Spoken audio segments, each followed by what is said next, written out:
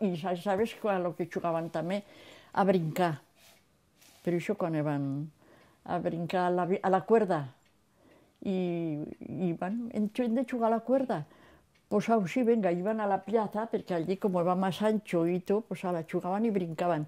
Dos daban una así y las otras brincaban. Una, dos y tres. Perico, Juan y Andrés, Pollito, Rinconera y Farjanes, pero iban así. Así como iban cantando así, nosotros, la que brincaba, tenía que seguir. Y eso, sí. Y a las birrias, a los cartonets y a jugar a eso que te digo, y después al corro la patata.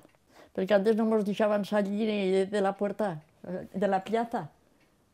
Iban a jugar a la plaza.